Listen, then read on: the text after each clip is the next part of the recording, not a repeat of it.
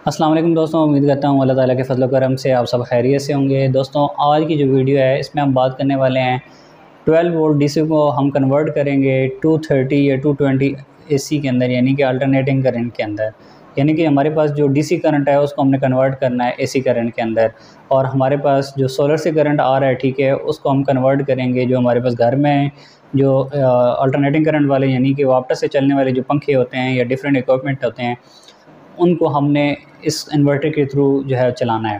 तो ये जो इन्वर्टर है हमारे पास क्लेम करता है कि 12 वोल्ट को कन्वर्ट करता है 230 वोल्ट एसी के अंदर, और इसमें ऊपर मेंशन है कि ये जो है अप टू 1500 वाट तक वर्क करता है। लेकिन दोस्तों, इस तरह के जो इन्वर्टर होते हैं इनके ऊपर 1500 लिखा हुआ तो है, लेकिन ये इतने वाट तक वर्क नहीं करते होते। सोचने वाली दोस्तों बात यह है कि एक जो कंपनी का जो इन्वर्टर होता है, यानी होमेज का या डिफरेंट जो इन्वर्टर हैं, उनकी प्राइस जो है मिनिमम जो नॉर्मल से इन्वर्टर होता है वो उसकी जो प्राइस है वो तकरीबन जो है 20,000 से 25,000 की रेंज के अंदर, मतलब एक नॉर्मल सा इन्वर्टर है उसकी है। और ये जो इन्वर्टर है इसकी प्राइस तकरीबन 1200 से 1700 के अंदर है, और ये प्राइस जो है आपके एरिया में भी डिफरेंट हो। हमारे एरिया में ये 1200 से 1700 की रेंज के अंदर डिफरेंट शॉप्स के अंदर डिफरेंट प्राइस में मिल रहा है। तो अब सोचने वाले दोस्तों बात ये है कि एक 1200 का इन्वर्टर और एक 20,000 का इन्वर्टर, काम तो दोनों का यही है कि 12 वोल्ट को 220 वोल्ट के अंदर कन्वर्ट करना है। तो इसमें फिर पीछे क्या चीज़ रह जाती है कि एक हंड्रेड्स में मिल रहा है, दूसरा थाउजेंड्स में मिल रहा है। दोस्तों, इसका डिसएडवांटेज भी है, वो मैं आपको एंड पे बताऊंगा। इस वीडियो को मुकम्मल देखें ताकि आपको पता चल सके कि इस तरह के जो लोकल इन्वर्टर होते हैं वो यूज़ करने चाहिए या नहीं करने चाहिए।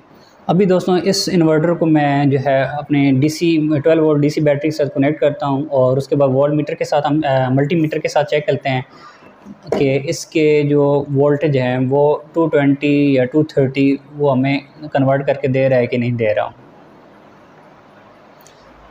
और उसके बाद दोस्तों हम इसके ऊपर जो है एक पेडिस्टल फ़ैन इधर अभी मेरे रूम में पड़ा हुआ है, उसको मैं चलाने की कोशिश करता हूँ कि आया वो चलता है या नहीं चलता।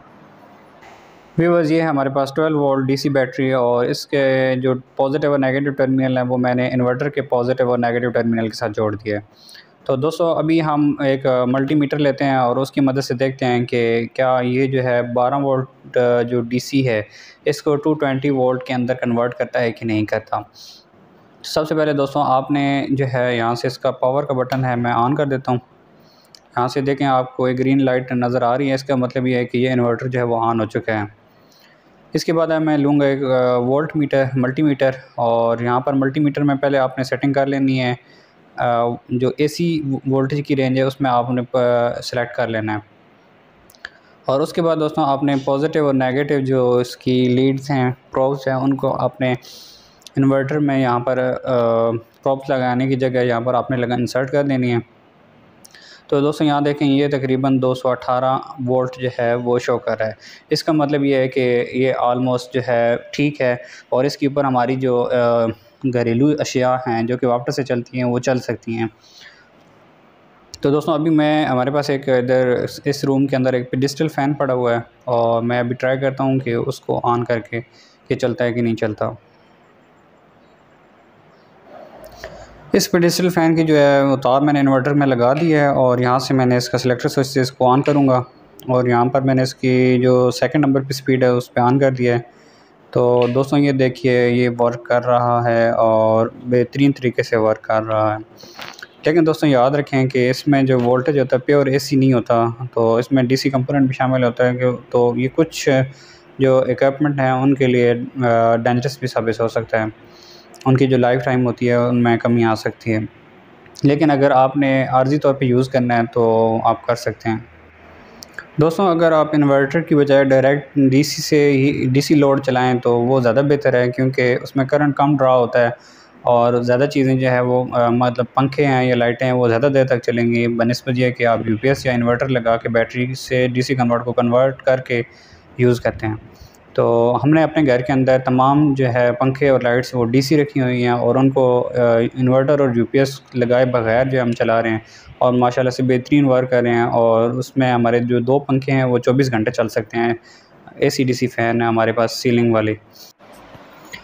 तो फ्रेंड्स अब बात कर लेते हैं इसके डिसएडवांटेज के बारे में। इसके जो सबसे बड़ा और मेन डिसएडवांटेज है दोस्तों, इस तरह के जितने भी इन्वर्टर हैं उनमें सब में यही फ़ॉल्ट होता है। जो उनमें जो डिसएडवांटेज होते हैं वो ये होता है कि ये मुकम्मल तौर पर जो वेव फंक्शन होता है उसको डीसी से एसी में कन्वर्ट नहीं करते।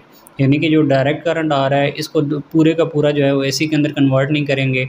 इस जो हमारे पास आउटपुट होगी उसमें भी डीसी कंपोनेंट शामिल होता है, एसी भी होता है, डीसी भी होता है।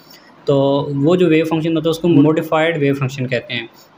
और जो हमारे पास महंगे इन्वर्टर होते हैं वो तमाम के तमाम जो डीसी करंट होता है उसको एसी के अंदर कन्वर्ट कर देते हैं, यानी कि प्योर वेव फंक्शन होते हैं।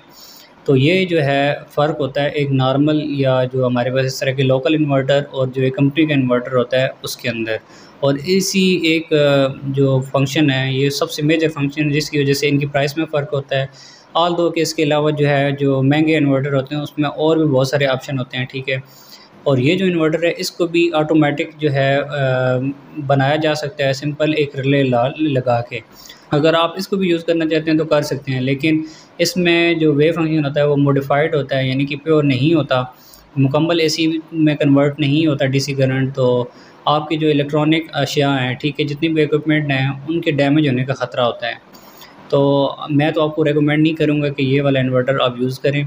तो बेहतर है कि आप या तो सिर्फ डीसी वाला करंट यूज़ करें, डीसी वाले जो इक्विपमेंट हैं वो ले लें, डीसी फ़ैन ले लें और इसके अलावा डीसी लाइट्स ले लें, उनको डायरेक्ट यूज़ कर लें बैटरी के साथ कनेक्ट करके। आई होप कि आपको ये वीडियो अच्छी लगी होगी दोस्तों। अगर आपको ये वीडियो अच्छी लगी है तो प्लीज़ मेरे चैनल को सब्सक्राइब करें ताकि इस तरह की इन्फॉर्मेटिव वीडियोज़ जो हैं वो आप तक पहुँचती रहें। नेक्स्ट वीडियो के साथ, टिल देन अल्लाह हाफ़िज़।